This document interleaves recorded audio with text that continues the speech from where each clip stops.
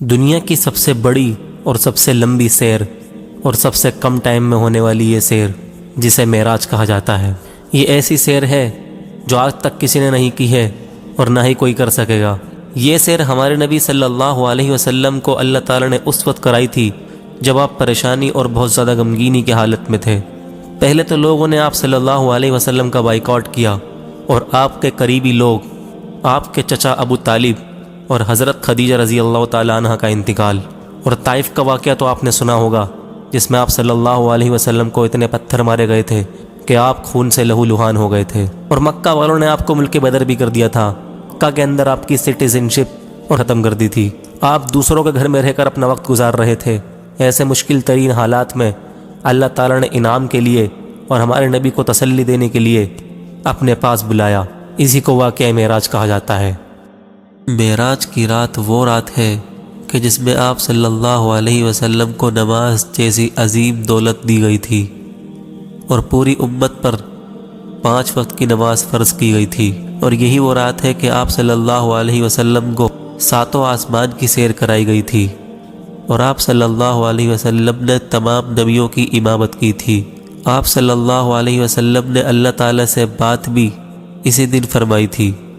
اصل میں دوستو، اس دن کفار نے آپ صلی اللہ علیہ وسلم کو بہت زیادہ ستایا تھا، تو آپ صلی اللہ علیہ وسلم اپنی چچا زاد بہن ام ہانی کے گھر تشریف لے گئے اور وہاں آرام فرمانے لگے۔ ادھر اللہ کے حکم سے حضرت جبرائیل علیہ السلام 50,000 فرشتوں کے ساتھ اور براق لے کر نبی صلی اللہ علیہ وسلم کی خدمت میں آ گئے اور عرض کیا کہ اے رسول اللہ، آپ صلی اللہ علیہ وسلم سے اللہ تعالیٰ ملاقات چاہتا ہے۔ اس کے بعد ہمارے نبی براق پر سوار ہوئے۔ براق ایسی سواری تھی کہ جس پہ آپ صلی اللہ علیہ وسلم نے معراج کا سفر کیا تھا۔ مفسرین کا کہنا ہے کہ اس جانور کا منہ انسان کا اور جسم گھوڑے کا تھا، اور اس کے 2 پر بھی تھے۔ رنگ بالکل سفید تھا، اس کا رنگ چمکدار اور سفید تھا۔ براق کی تیزی کا عالم یہ تھا کہ جہاں تک انسان کی نظر جاتی تھی وہاں وہ قدم رکھتا تھا۔ دوستو، جب آپ صلی اللہ علیہ وسلم کا معراج کا سفر شروع ہوا تو آپ کا گزر حضرت موسیٰ علیہ السلام کی قبر مبارک سے ہوا۔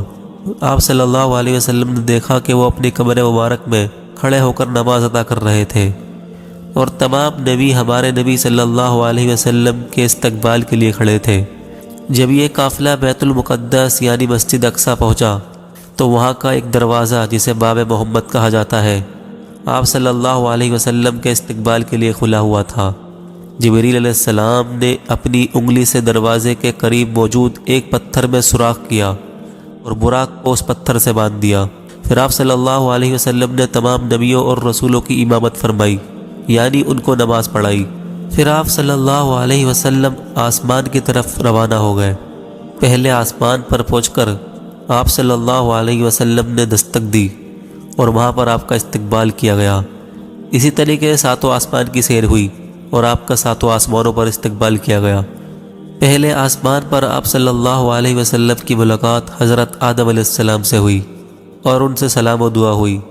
اس کے بعد آپ صلی اللہ علیہ وسلم دوسرے آسمان پر گئے اور وہاں پر آپ کی ملاقات حضرت عیسیٰ علیہ السلام سے کرائی گئی، اور اسی طریقے سے پھر تیسرے آسمان پر آپ صلی اللہ علیہ وسلم کی ملاقات حضرت یوسف علیہ السلام سے کرائی گئی۔ آپ نے بتایا کہ حضرت یوسف علیہ السلام کو اللہ تعالیٰ نے پوری آدھی دنیا کا حسن دیا تھا۔ اس کے بعد چوتھے آسمان پر آپ صلی اللہ علیہ وسلم کی ملاقات حضرت ادریس علیہ السلام سے کرائی گئی، اور 5ویں آسمان پر آپ صلی اللہ علیہ وسلم کی ملاقات حضرت ہارون علیہ السلام سے کرائی گئی۔ پھر جب آپ 6 آسمان پر پہنچے، آپ صلی اللہ علیہ وسلم کی ملاقات حضرت موسیٰ علیہ السلام سے ہوئی۔ حضرت موسیٰ علیہ السلام کی آنکھیں اشک بار ہو گئی اور انہوں نے کہا کہ آپ وہ ہستی ہے کہ آپ کی امت کو میری امت سے زیادہ درجہ دیا گیا ہے، اور آپ کی امت کی تعداد جنت میں جانے والے لوگوں میں زیادہ ہوگی۔ پھر 7ویں آسمان پر آپ صلی اللہ علیہ وسلم کی ملاقات حضرت ابراہیم علیہ السلام سے ہوئی۔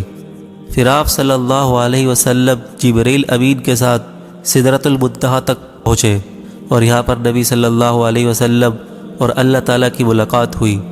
دوستو، ویسے تو یہ سفر بہت لمبا تھا جس میں 7 آسمان کی سیر کرائی گئی تھی، لیکن اللہ تعالیٰ نے اس کو بہت جلدی کرا دیا۔ یہاں تک کہ جب آپ صلی اللہ علیہ وسلم معراج کے سفر پر گئے اور آپ ساتوں آسمانوں کی سیر کر کے آ گئے، جب آپ اپنے کمرے میں پہنچے تو بستر گرم کا گرم تھا، یعنی آپ صلی اللہ علیہ وسلم کو یہ سفر پل بھر میں کرا دیا گیا تھا، کیونکہ یہ اللہ تعالیٰ کی طرف سے انعام تھا۔